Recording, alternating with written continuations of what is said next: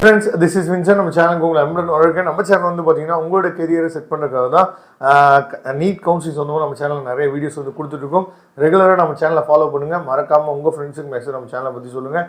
அது மட்டும் இல்லாமல் உங்களுக்கு அட்மிஷன் ஹெல்ப்போ இல்லை வந்து சாய்ஸ் ஃபில்லிங் கைடன்ஸோ இல்லை வந்து பார்த்தீங்க அப்படின்னா ஒருவேளை நீங்கள் என்ஆர்ஐ மெரிட் லிஸ்ட்டில் இருக்கீங்க, என்ஆர்ஐக்கு வந்து நீங்கள் எலிஜிபிளாக இருக்கீங்க, அந்த மாதிரி நீங்கள் இருக்கீங்க அப்படின்னா லோ ஃபீஸ் காலேஜஸ் வந்து என்ஆர்ஐக்கு எங்கே சார் இருக்குது அப்படிங்கிற அப்டேட் வந்து உங்களுக்கு தெரியல அப்படின்னாலும் நீங்கள் எப்போ வேணாலும் நம்மளை தொடர்பு கொள்ளுங்க. அது மட்டும் இல்லாமல் முக்கியமான இன்டிமேஷன்ஸ் வந்துச்சு அப்படின்னா நாம் வாட்ஸ்அப் குரூப்பில் தான் எல்லாத்தையுமே ஷேர் பண்ணிட்டு இருக்கோம். அதனால் வாட்ஸ்அப் குரூப்பில் நீங்கள் ஜாயின் பண்ணிடுங்க. வாட்ஸ்அப் குரூப்போட லிங்க் டிஸ்கிரிப்ஷன் பாக்ஸில் இருக்குது.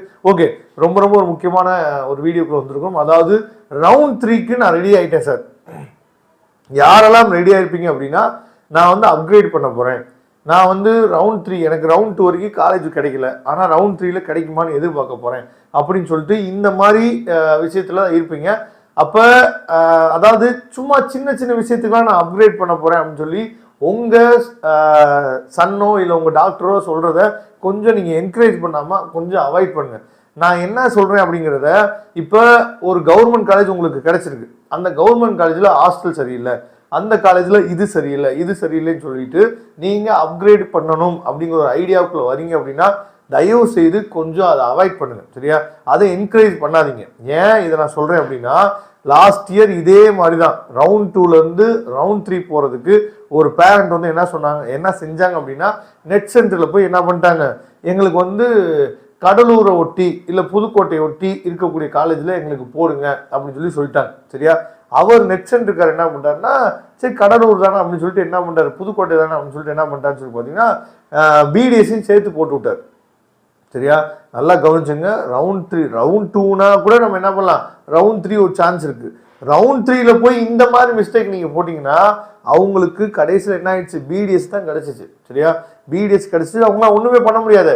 ஏன்னா இதுக்கு ஃப்ரீ எக்ஸிட்டு கிடையாது, கண்டிப்பாக போய் ஜாயின் பண்ணி ஆகணும் அப்படின்னு சொல்லிட்டு இப்போ இந்த வருஷம் அந்த பையன் என்ன பண்ணான்னு சொல்லி பார்த்தீங்கன்னா நீட் எக்ஸாம் எழுதி, ஏன்னா ஸ்டே வேகன்சியில் உங்களுக்கு வந்து உங்களுக்கே தெரியும் கவர்மெண்ட் காலேஜில் சீட்ஸ் வந்து இருக்காதுன்னு தெரியும். இந்த வருஷம் எழுதி இப்போ என்ன பண்ணியிருக்காரு, இப்போ இந்த வருஷம் ஜாயின் பண்ணியிருக்காரு ஒரு கவர்மெண்ட் காலேஜில். இந்த மாதிரிலாம் நிறைய நடக்கும். அதனால தான் ரவுண்ட் 3ங்கிறது வந்து பார்த்தீங்கன்னா ரொம்ப ஒரு முக்கியமான ரவுண்டு. ஃப்ரீ எக்ஸிட் கிடையாது, அப்கிரேடேஷன் கிடையாது அடுத்தலாம், சரியா?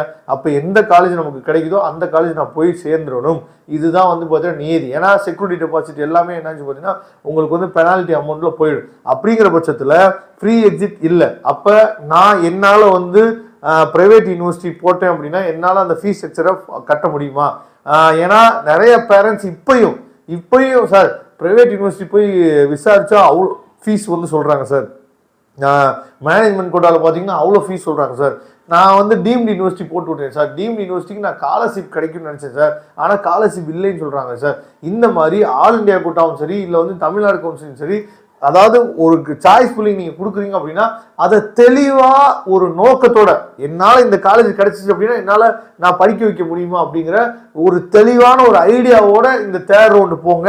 இல்லை அப்படின்னா நீங்கள் கட்டின செக்யூரிட்டி டெபாசிட் வந்து தேவையில்லாமல் அது வந்து பெனால்ட்டி அமௌண்ட்டாக போய் சேர்ந்துடும். அதனால் ரொம்ப முக்கியமான ரவுண்டு தேர்ட் ரவுண்ட், சரியா?